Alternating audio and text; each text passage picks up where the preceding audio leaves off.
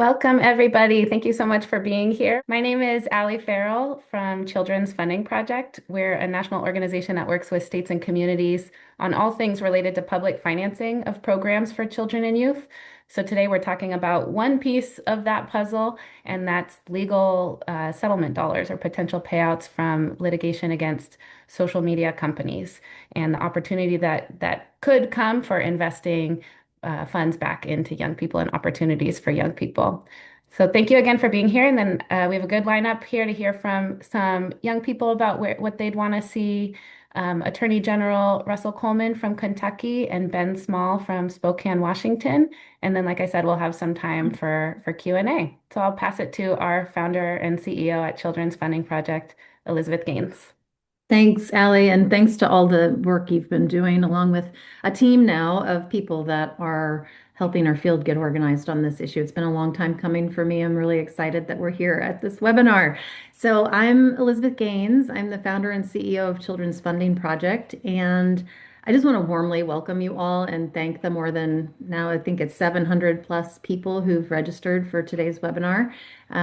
It's really a commitment to our young people and to creating the conditions that they need, not just to get by, but to actually experience some joy and connection and the chance to thrive. So we think this is a very important moment for a number of reasons. You will have seen social media lawsuits are moving forward across the country. And while the outcomes are still, uncertain, we know that the conversations about what comes next are starting now. And so we want all of you to join with us in making that moment important and formative for the future investments in our young people. So, as Ellie said, today we're going to hear from young people themselves about their hopes. Too brief, but we'll come back to them at a later webinar and go deeper. We are also going to hear from an attorney general about the legal landscape and the opportunity that we think it could create. And we're going to hear just one inspirational example of what's possible in a community that really rallies around in real life and thinks about how to take action. And so then the final thing that we want to leave you with is why your early engagement matters so much and how you can stay involved with us in this. So we're not only here to talk about harm. I think that's getting so much attention right now, but we're here to talk about what young people need as an antidote to that harm. So the safe spaces, the caring adults, the supportive peers, engaging experiences, chances to really build skills. I say this over and over again, but I've got three young men that I've been raising that are in their early 20s, and this is so tip of my tongue on everything that I do every day. So I'm sure those of you who have young people in your lives can feel this and see it. So the idea behind Fund IRL is that we're building a national coalition working to ensure that if funds become available through social media litigation, that they're invested in youth development programs and supports that help young people really thrive. So we've learned from past settlements that resources don't automatically flow in these ways to young people and communities, and so we want to make sure that we are setting ourselves up for success. So before we get into all of that detail, I want to start us off with inviting two young leaders to join in this conversation and help us ground it in what their experience has been. So we've got Jasmine Garcia, who is an 11th grader from Georgia, and she started an organization of her own. She's the junior mayor of Lovejoy, and her work focuses on sustainability, food justice, civic engagement.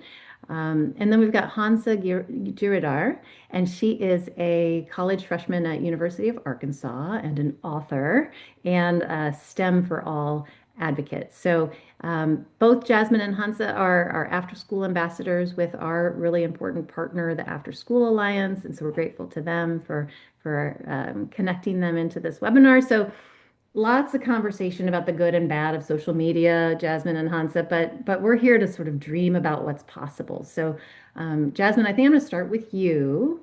Feel free to share your take on social media in your life, but also importantly, I want to ask you about If social media companies had to pay money because of the harm that their platforms have caused, what do you think in your dream state, what do you think that that money should be used for? What kinds of programs or spaces would actually make a difference for young people in your community?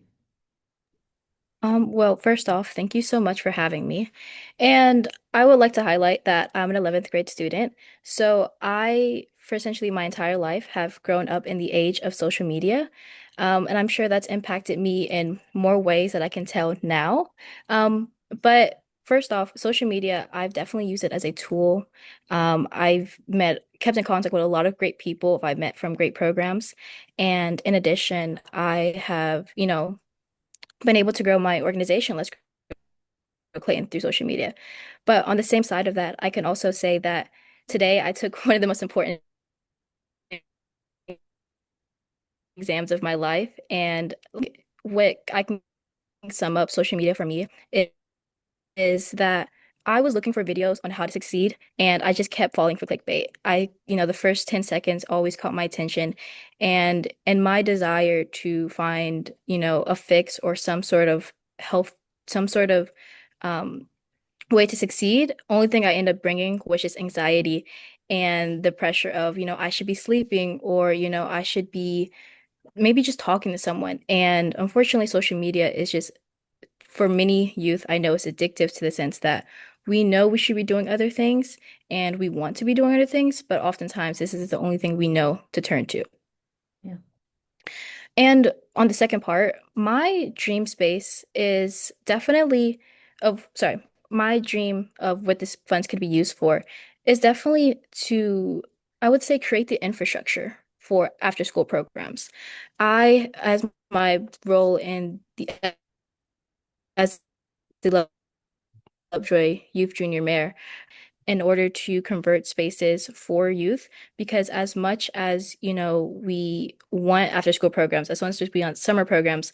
I live in a low income community, and unfortunately if we don't have the infrastructure to even support those initiatives, we aren't able to create anything that's going to be sustainable. um, like within my own community, we're focusing on green spaces. We're focusing on designated third spaces because unfortunately, those often are the first kind of facilities that are cut or transformed into something else. And I think, just with the funding that could come from this, yes, we absolutely need more youth-centered after-school activities. I myself am a 4-H kid. However, we also need to ensure that we are putting an emphasis on everything else that comes with it in order to make sure these programs actually succeed. Awesome. Thank you so much for sharing that. And when we did our prep call, I remember what stood out for me was you said at the end of the day, you and your friends, when you're stressed, you like to get together and you just dance. Was that something that you said to me? Yes, absolutely. Like as I mentioned before, I'm a 4-H kid. Every summer I go to summer camps, and what has always stuck out to me is that every summer, at the end of the day, 4-H, you are in front of a lake or a river or ocean, and you're just like covered in the moonlight. And what we did was we just went out, we danced, we played cards, we could read. Um, and if, 4-H, if we in the wilderness, if we had Wi-Fi, I might have turned to that because I'm not a naturally extroverted person.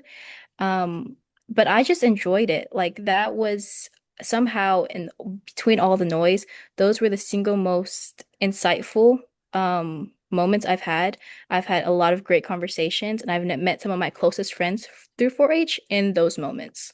Awesome. Thank you so much, Jasmine. And Hansa, same question to you. What would you want to share with this group of adults on some of the things you're looking to see in your community? So first of all, I just want to say that I agree with everything Jasmine said. It was really well said, and I feel that all of it is true. So social media has affected me both positively and negatively, actually. It has allowed me to stay connected with long distance friends, but it's also taken my time and focus away from some of the things that I love to do in real life. So I think these funds should be used for after school programs, especially after school STEM programs that enable young people to think creatively, problem solve, and make meaningful connection. Because at the end of the day, the human to human connection is what social media lacks. And the more time that we spend sucked into like the void of the internet, the less human to human connection that we get, and the more time that we spend scrolling, the less time that we have to connect with one another and share ideas, have meaningful conversations. And real life connection to me means having other people around and communicating without technology, because sometimes what you have to say and what the other person has to respond to you, it means so much more than what you can just get. Because sometimes you don't know like what someone's intent is when they post something or when they send you a text message. And a lot of that is lost through technology, I feel. And a lot of these human to human connection that I've gotten were through after school STEM clubs. I think that's where real learning and growth happens. Absolutely. I just thank you both so much. I really appreciate you getting us in the right headspace for this conversation. And we're going to have another webinar where we get you guys really getting into the details and the weeds with us on this. So I very much appreciate it.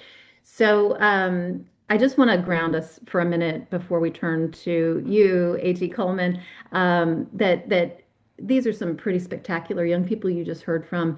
And I just want to say, we have really been leaning into this crisis text line report because, after all, the social media litigation is really centered on youth mental health, right? And really what's happening with our young people. So this is data from like 87,000 young people who called into the crisis text line because they were having their own mental health crisis, right? And the things that they said over and over again that they want to see that would help them are exactly the things that Jasmine and Hansa were just describing. So we'll put the link to this report in the chat, but I just wanted folks to see this. Just very quick, there is a lot of detail in this litigation that's happening all over the place, and we're going to get some of that detail in a second. But just to level set, all of these states are suing. We've seen, that lots of different sort of places where it's popping up. We've got these these first wins are in, right? And I would love to have A.G. Coleman, who, by the way, if you go to actually the next slide, Allie, I think has been a leader nationally on opioid settlement and making sure that those dollars go to the right place. A.G. Coleman, I actually started my career working on tobacco settlement issues in my home state of Missouri and was trying very hard, diligently, to get those dollars secured to go back to positive youth development opportunities. We had mixed success on that. You guys, I think, have really led the charge on opioids and getting that to happen. We're here to help figure out how to make this happen for the social media work too. So I'm going to let you really give folks a sense of where we're at. It's not just social media. We know video gaming and Roblox. We've seen those things happening in just this week. AI chatbots is coming down the pike, right? So help us understand where we're at and what we as advocates might need to know about this. And thank you for being here. Well, thank you, Elizabeth. And let me start most importantly, Madam Deputy or Madam Junior Mayor Garcia and Hansa, both incredible presentations. Thank you for, as you might have seen off screen, I'm taking notes in your presentations. So, and look forward to looking at the report to follow up. Very, very well done. I might back up and give you a bit of history only because it's remarkable the timing today. I spent my morning in a gym at a community center in Lexington, Kentucky, announcing $34 million in opioid abatement grants. And these are grants that the way our process works here in the Commonwealth, and the old saying is, and I'm speaking to a sophisticated audience, you know a state, you know a state. Every state is approaching this social media litigation differently, although there are some through lines, and we can talk about that in a moment amongst my colleagues, both red and blue states. This is an issue that cuts through. Really, it's a true bipartisan issue given the scope of the threat, much like opioids have been, and much like tobacco was at the beginning of your career, Elizabeth. This morning, $34 million in opioid abatement grants. Half of our opioid dollars are distributed through a formula. The formula from the multi-state litigation goes directly to cities and counties based upon the impact. And half of these funds go to our Opioid Abatement Commission. We've distributed about $100 million. Today, $34 million. These are grants, an extensive grant process, an open portal we were looking for treatment prevention grants. That certainly is what one would expect. We also innovation research grants. The first time we were able to fund some innovative research in this space to make so many communities whole from the opioid crisis. Why is that relevant to our discussion today? So many of those grants, these were great ideas, not generated from in our state capital. Not all good ideas come from Frankfort, Kentucky, here in the Commonwealth, or your state capital. Insert the name of your state capital. Um, these were grassroots ideas that many benefit and have a youth-centered focus because our effort now is so prevention heavy that so much of our and we're still focused on the treatment side. We're still focused on enforcement, although law enforcement is not funded by these grants. But what has been a priority of mine since early on, and maybe I should have introduced myself not as the Attorney General, which I'm privileged to be, but I'm the dad of an 18-year-old, a 14-year-old, and a 6-year-old.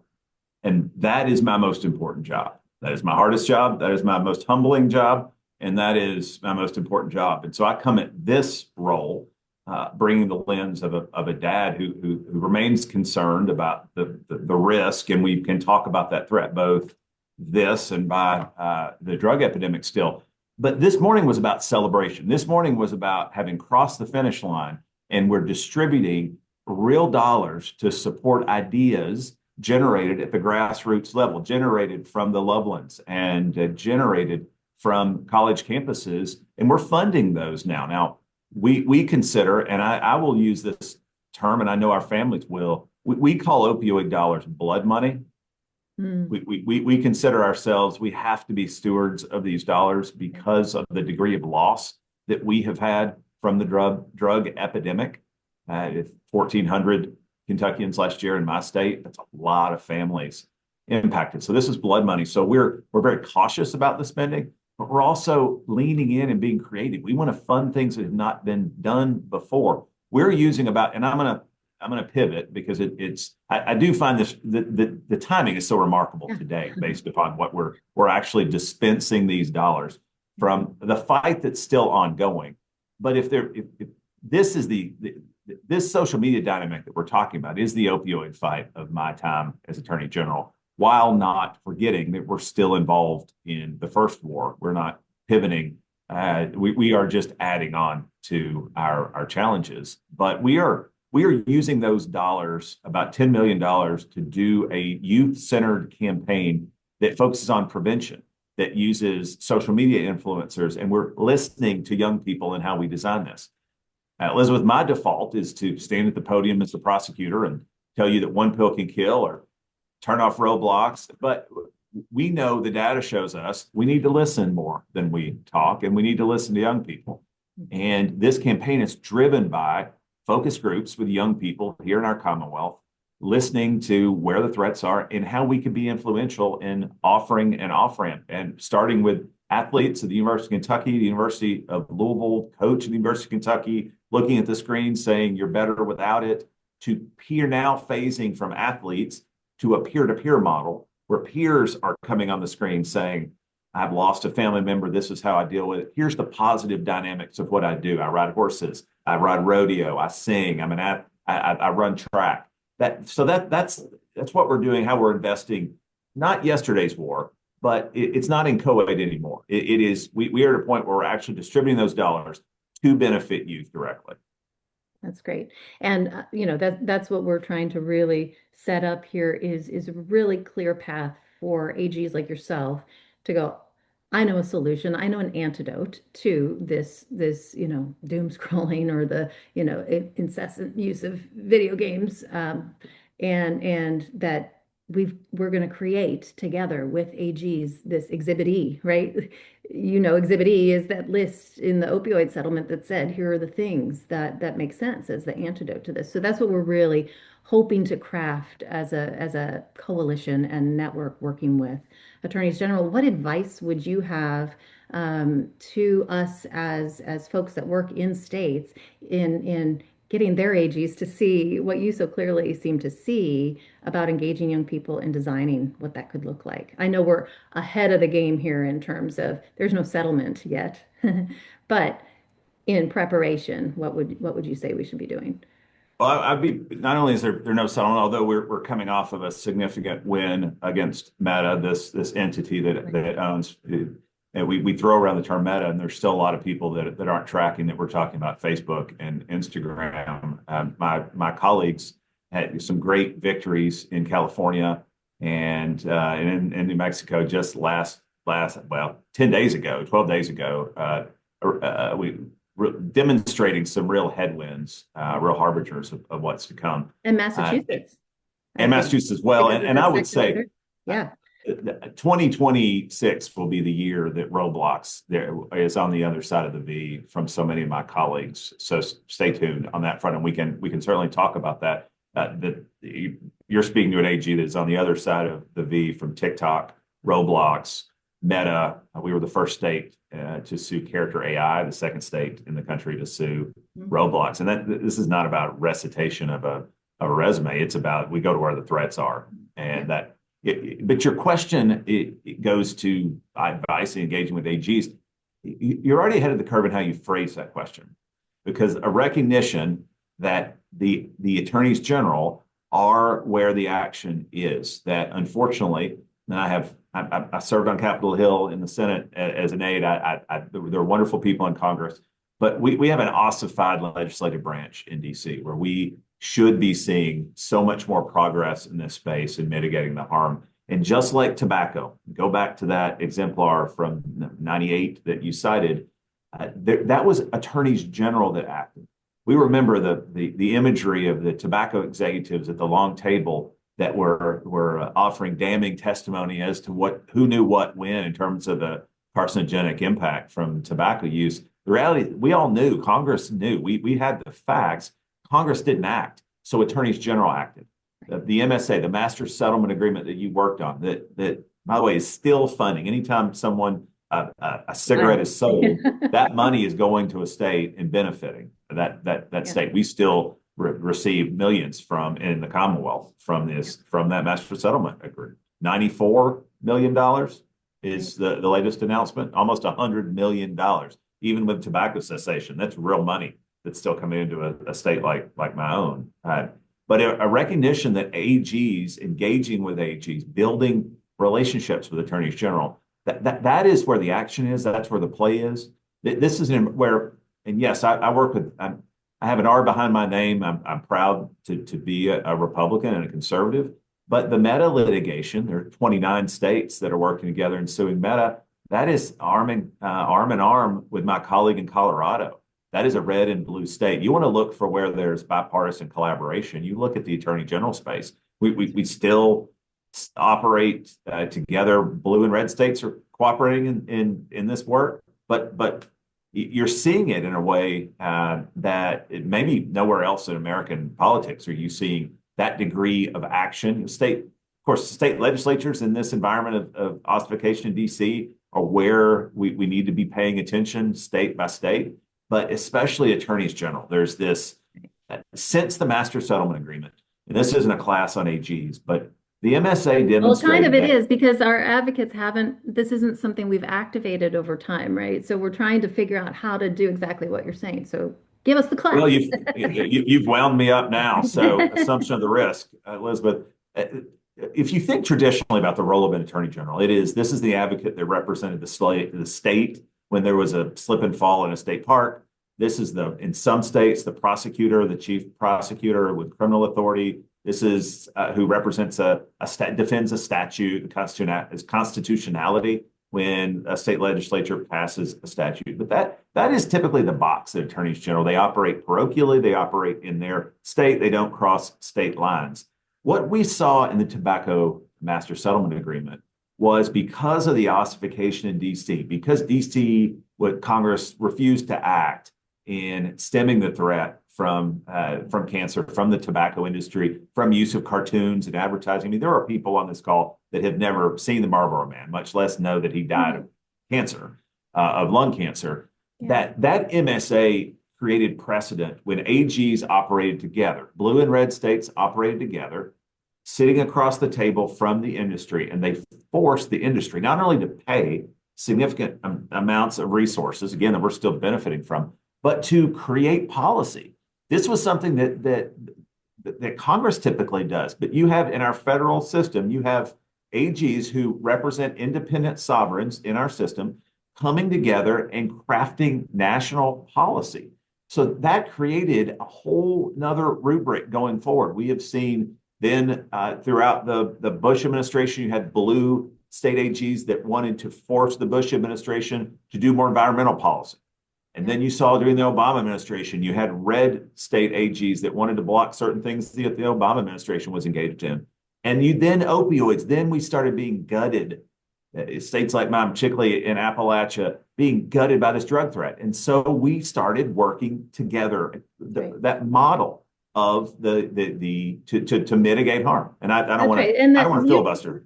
No, you talk in some of the things I've read about, really making sure that we're holding companies accountable when they're prioritizing profits over safety. And I think that is the common theme throughout all of these things. And so, we want to make sure that, yes, when companies are held accountable for doing that those dollars go back into the common good in a way that, really can make a difference. And so that's what is exciting to us about this moment. And we look forward to really trying to, engage with you and engage with the other AGs that are really leading on this so that we can make sure we've got a solid plan for what to do with those dollars so they don't go the way of the tobacco. Sometimes, it was used to fill general fund or whatever, and that's not the point, right?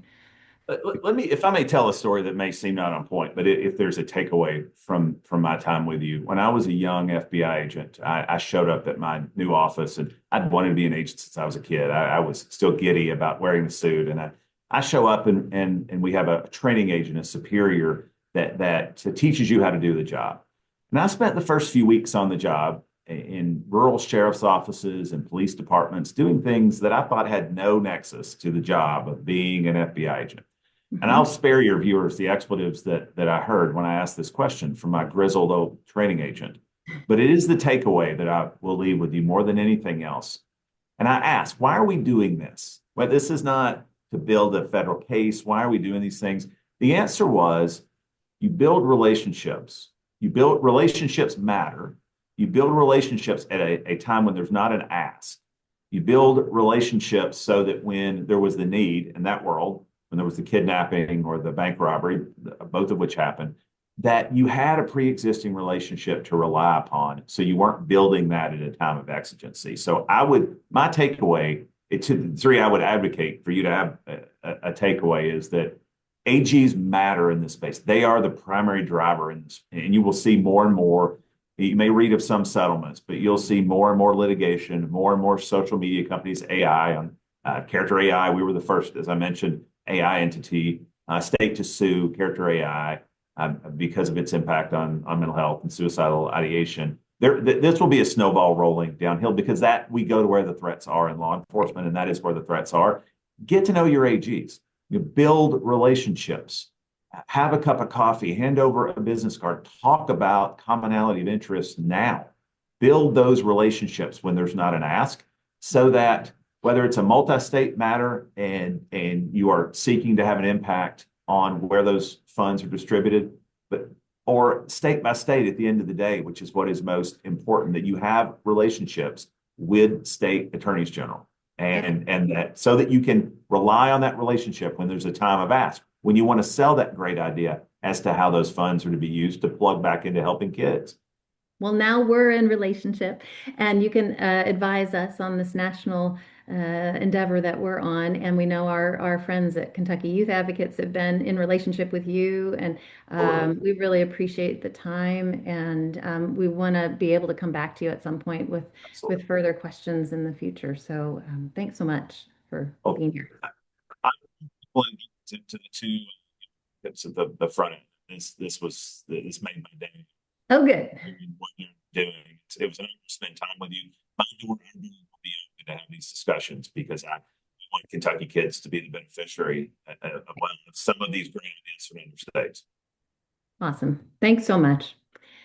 So we're going to see what it looks like when a community, just one community, and that's all we have time for, commits to really powerfully doing this work in real life. And so we're going to show you a brief video and then we're going to invite Ben on. Thank you for joining us today as we reflect on this year's Engage in Real Life campaign.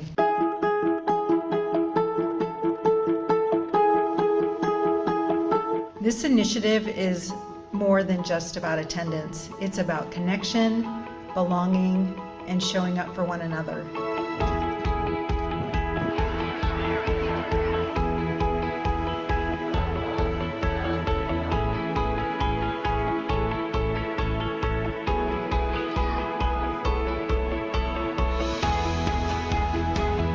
Engage in Real Life is about creating a system in our community that supports youth, that supports healthy families. We know that we can have the best instruction in the world, but if kids don't feel engaged, if they don't feel like they belong, if they don't feel connected, then all the best teaching and learning in the world isn't going to help them reach their potential. Investing in the amenities, investing in the support that this is going to take to continue it on so it won't just end here. Clubs provide a variety of new learning opportunities and physical activities. My advice to every student is this. Please think about trying a club next school year, because who knows, with one signature on a permission form, you might meet a new bestie or unlock an opportunity you didn't know existed. Please continue to stay engaged and continue to build this community in real life.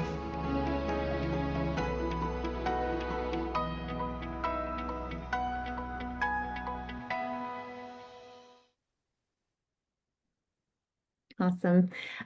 So you might notice a similarity in our name of this coalition. We got some big inspiration from the team in Spokane about their name, and I'm happy to welcome Ben Small, who's Executive Director of Launch Northwest, and he's a longtime education leader in that region.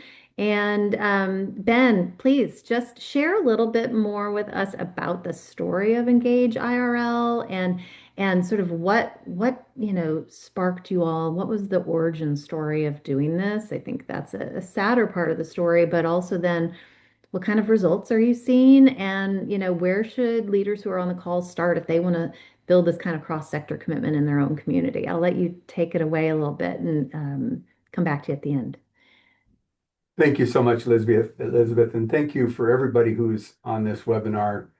The thing that I will say is that this is a passion project and was driven by looking at the data and the outcomes, educational outcomes and mental health outcomes for youth in Spokane County.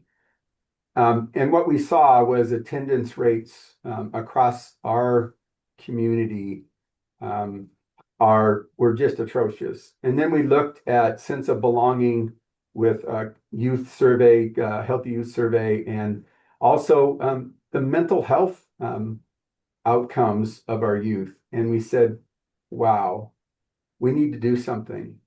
And it was driven by those pieces of data that said, now let's dig in. Let's dig in and find out what we can do to make a difference. And Launch Northwest works with our school districts, with our entire community. And it was through that partnership with Spokane Public Schools and Launch Northwest that we came up with Engage in Real Life. And if we can go to the next slide, Engage in Real Life really is a powerful antidote to the social disengagement and mental health crisis that we were feeling. And if you look at our mental health data in Spokane County and the work we're doing, I mean, it follows the path of the introduction of social media, a smartphone, and the connection to social media. And as we looked at this, we said, where do we go and how do we make this difference? And we said, hey, Spokane Public Schools implemented a phone ban in their school system, but we said that isn't enough. What is it that we're going to do? How do we replace that? And that's where we came together to create Engage in Real Life, to identify and create opportunities for kids for out of school time activity that engages them in meaningfully with their community every single day. And this notion of every kid, every day in real life became our mantra. If we can go to the next slide. So how do we do that? Launch Northwest is we're very fortunate to be able to invest in this initiative and in partnership. And we've hired engagement navigators across Spokane Public Schools, and those engagement navigators' responsibility is to make sure every family and every child in Spokane Public Schools has an engage in real life plan and engages after school. And we have 5 of those in the feeder patterns of the Spokane Public Schools. They're connected to the school community, to the rest of the community as well. And we'll go to the next slide. And we said we can't just have the navigators there. There are going to be some things that they're going to do. They create in real life plans. They oversee community partnerships. They connect multilingual language learners to opportunities. And so they are the master of the Spokane Public School system. They're the insider that provides the glue to the next group that we're going to talk about. And let's move to the next slide. And that next slide, next group that we're going to talk about is we really wanted to connect everyone in our community. And so Launch Northwest funds engagement navigators in cultural centers across Spokane to really address barriers to engagement of students who may not want to engage in the typical after-school activities that we see. And so from this, we started the first teen cricket club in Spokane through the partnership with Manzanita House. And so those students have a place where they can feel real connected and real connection with one another in a sport that they used to play in their home country. But these engagement navigators, Wilson Faust from River City Youth, serves our West Central neighborhood. And I have to tell you, connecting that neighborhood to internships and those students to lifelong relationships when they weren't there before. And again, it's important that this is out of school time. It is important that that connection is in addition to the connection a student gets at school. Let's go to the next slide. So in Spokane Public Schools, there are 3,300 unique clubs and programs, 1,000 total engagement opportunities offered throughout Spokane Public Schools. So they have invested in making sure that there are after-school activities that kids have there. Let's go to the next slide. So 60% of the Spokane Public Schools student body is engaged in real-life activities. That's 17,000 students. And if you can look since 2022-23, engagement is improving over a steady rate. We're looking by the next 2 years to be at 75%. And we're really looking at refining the data that the system has so that we can really make sure that we're reaching more and more kids. Let's go to the next slide. So engage in real life participation, 19 schools are above the average. And you can see this is a big deal for Spokane Public Schools. This is reported to their school board.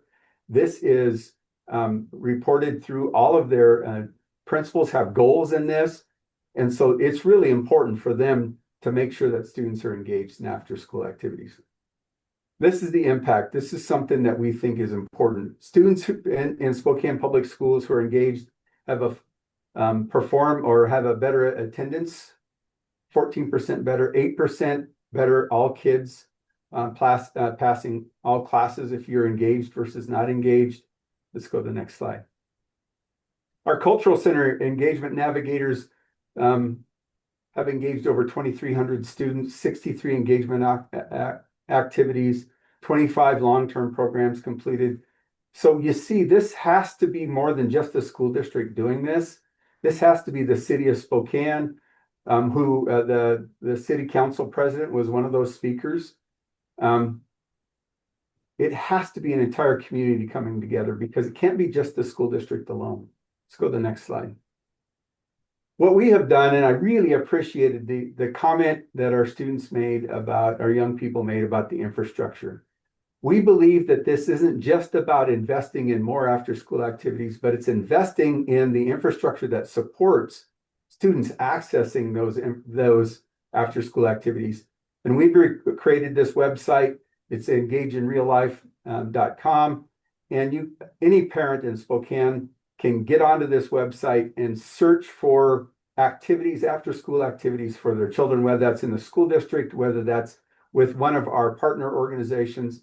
We have over 66 organizations that contribute to this. And as parents get more used to this, we're also rolling out an Engage in Real Life registration system that we will offer free to all of our organizations and partners, so that a parent can keep track of how engaged their students are as they move through, really trying to make sure they're connected every day in real life. Let's go to the next slide. This is just an example of our community partners. And then one of them you see there is Spokane Transit. And we have just worked out a deal. We're just working through a pilot project with Spokane Transit Authority that they will create a community van program with Launch Northwest and Engage in Real Life as a partner. And they will provide vans to us, because we know that transportation is one of the biggest issues that we need to overcome for our young people after school. And so we will be able to use those vans and check them out to our community partners, so that they can make sure transportation is not the barrier that the students they serve face. Thank you very much. Yeah, you did. I was just gonna say, tell me a little bit more. You said it quickly, but I want to just double down on it when you said phone bans aren't enough. So one of the things that really stood out to us when we found you guys and we're like, oh, what you're doing is so cool. It's exactly what we're talking about. Talking to the superintendent, I think he was in his car, and he was like, look, we did the phone ban, but we can't just take the phones away. We got to do something in exchange. So talk a little bit about that, like, dual strategy, because I think there's a lot of phone bans happening in a lot of places, but without the put this in place, as a replacement. Yeah, I think absolutely critical. And then the whole community as seeing themselves as being involved in this is really critical as well. But come to the realization that you can take the phone ban, or you can ban the phone in school, and then that child goes home to an empty home, and they've got the phone, and they're on their phone, and it doesn't change the fact that they are still exposed to. And I agree with our students. There have been some good things on social media and the connection people have, but it is so easy to access things that our young people should not be accessing. That's right. And so if you're going to really make a difference, make that connection. Have those students make that connection. Those young people make that connection, and then they don't need to do this. They don't need to scroll, because they understand and know that they can be engaged with one another. My son just went to, he's a sophomore at WSU, Washington State University, the best university in the nation. In the nation, okay. In the nation, we're the Pac-12 of one, I guess. But as we take a look at that, he actually went to college and said, people don't talk to us. Yeah. He said, I tried talking to my classmates and they don't talk. Yeah.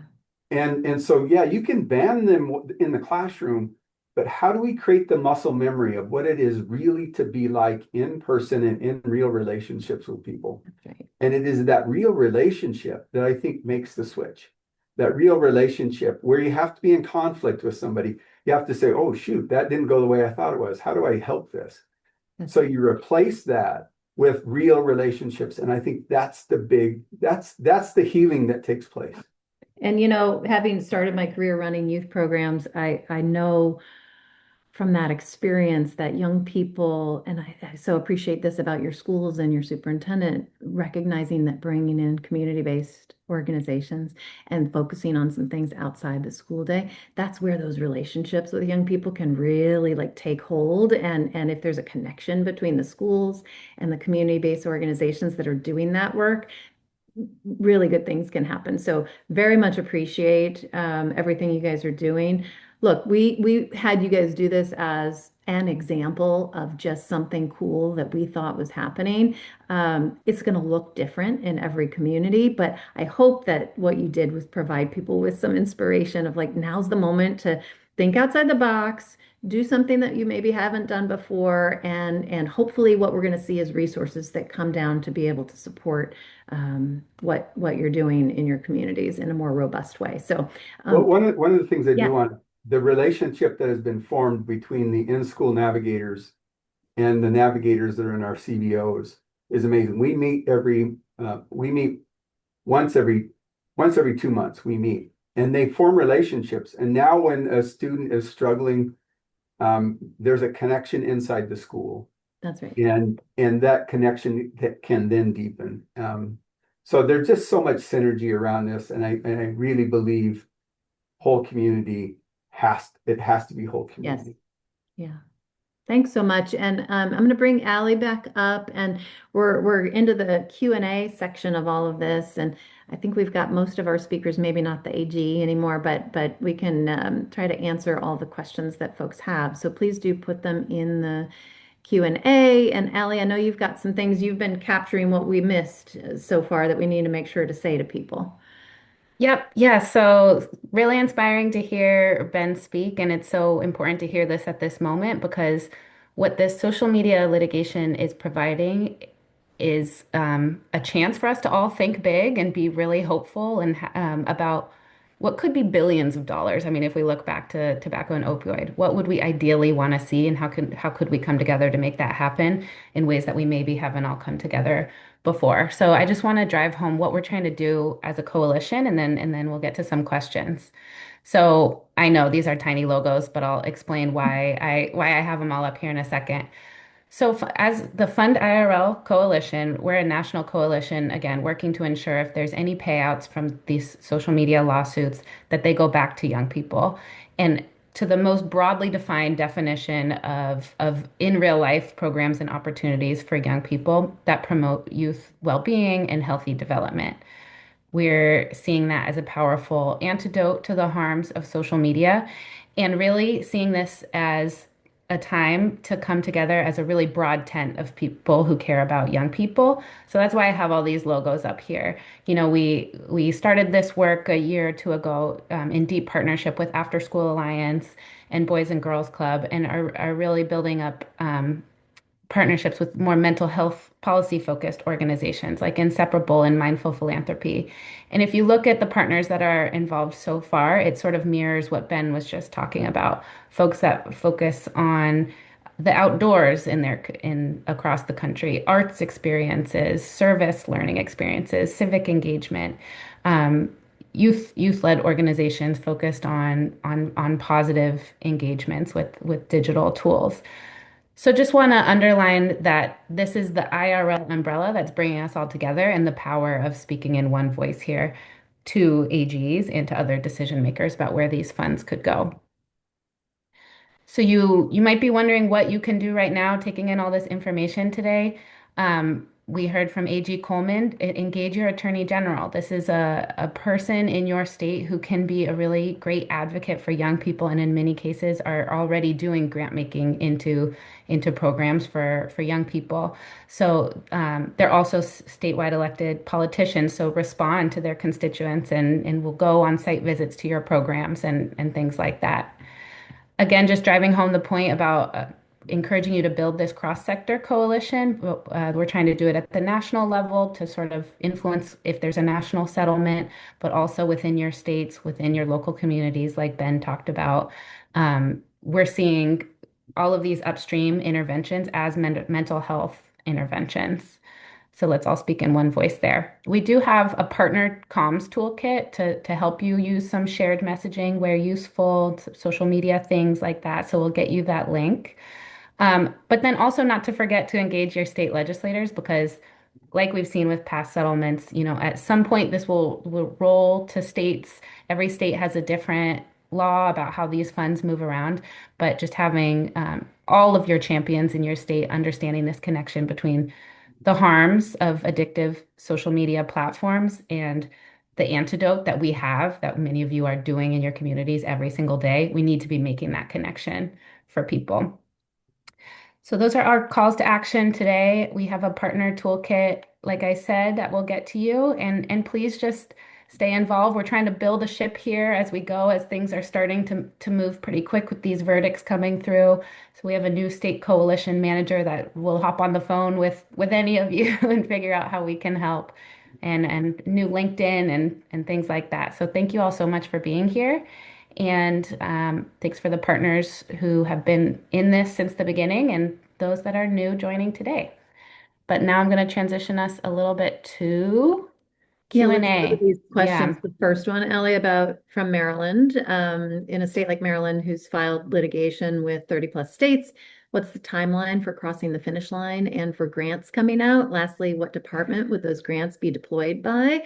All really good leading questions that we're hoping people are noodling on in states. And I think what we should do, Allie, is one, let's put Jake Stewart's contact information in the chat so that folks know. Jake is someone working with us to really organize in states and make sure all partners in a given state are connecting to one another.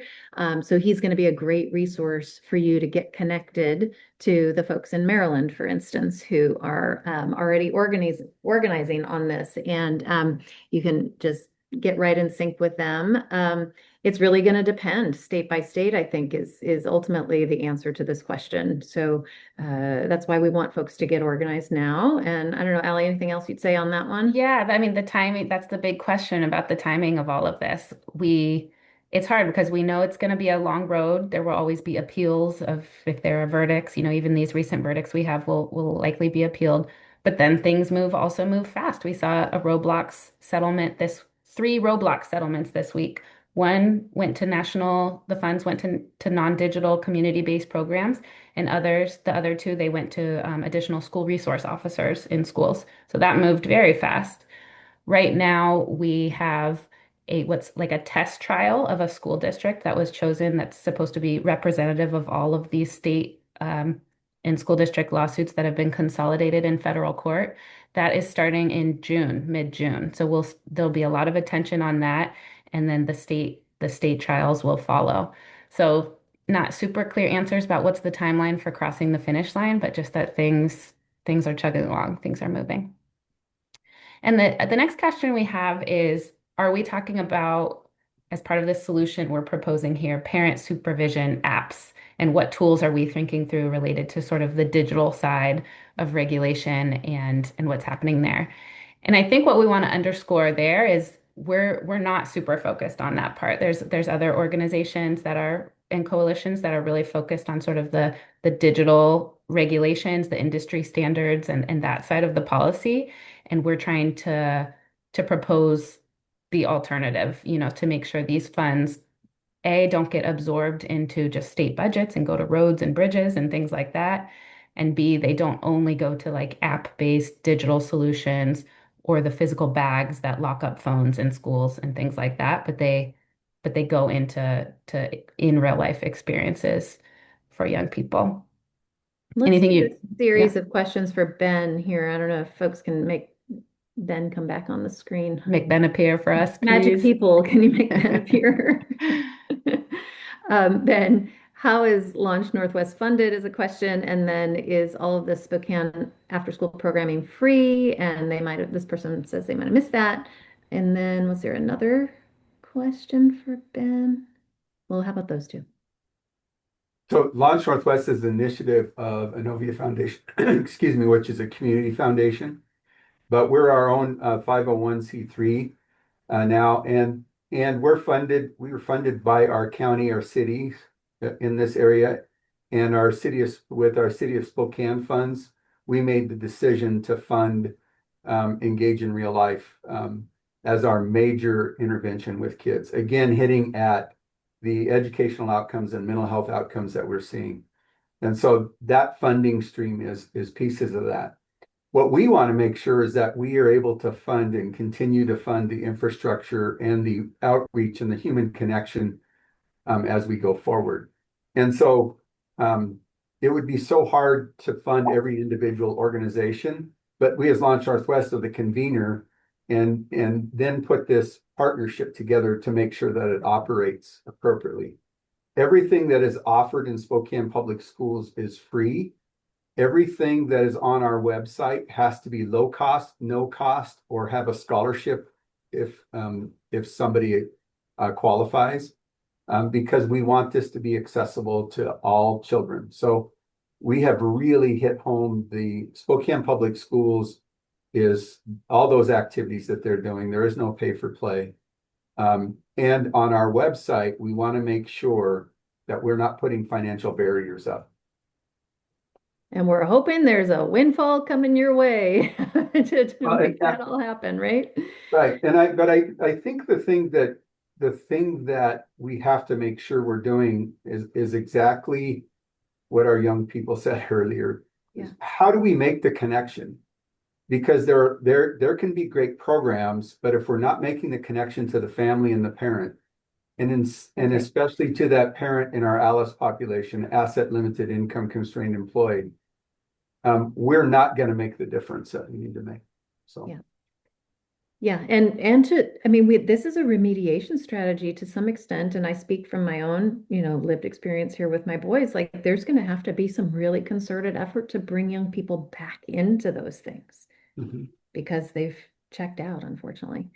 There was also a question about common registration. Allie, did you catch what that was? Someone interested in learning more about how you did the common registration and how they can learn more about doing that in their community. So currently, right now, we have built our own custom registration system that is being piloted in 10 Spokane Public Schools elementary schools. And what this will allow us to do in the Spokane schools, it will allow us to really track that data and understand where kids are engaged and not engaged. What we want to do is offer that next to our we have 3 large organizations: Spokane SYSA, we have Hooptown, which is a basketball league, we have Spokane Indians, and we hope to get them using that. And as that they start to use it, then it will cause others to say, hey, we better get onto this common registration. Parents told us 3 things. Cost is prohibitive and keeps us from doing this. Filling out multiple iterations of every organization's registration forms, and transportation. And if we could figure out how to alleviate a lot of those struggles for parents, that they would engage. And so that's what we're trying to build with the registration. So we built it, willing to share it with anybody who wants to dive in and look for us. Great. Thank you, Ben. Allie, to this question about that was for the Kentucky AG, how do you recommend starting and maintaining a relationship when AGs are turning over? One of the things that we have been thinking about, because we're about to go into 32, 33 AGs are up for election. That's right. This fall. And so one of the things I would say is don't just make the relationship with the AG themselves. Make sure you're knowing who the staffers are, the assistant AGs, and then pay attention to that election, right? Pay attention to who's running and make sure you're inviting them to events too. Now you have to invite them all because that's how that works, but make sure you're inviting them to get out to your programs and see the value of what they're doing. What else do you see, Ellie? Yeah, also a great question about how to think about taxing tech companies and social media companies. That's a whole nother branch of our work at Children's Funding Project. So Craig, we'd love to talk more about that. I think some of the similar messaging we're using around the lawsuits could be useful in those efforts, but definitely want to talk more about that. And then there's a couple questions about how to understand who in your states are working on this. And so again, just going to go to the fundirl.org website, put in your information, and we'll get some resources to you about coordinating within states, all the people that have signed on, and what we know about your AG's election coming up, what conversations we've already had with AGs in your states or otherwise. A couple states have proposed bills this last session with funds ready to receive social media dollars. So there's different strategies being employed. But I know we're at time here. Thank you so much for all the great questions and all of our wonderful panelists here today. This is the beginning of a conversation, so we'll hope to have more of these and hope you all can join another time. But let's link arms here and fund IRL for all young people.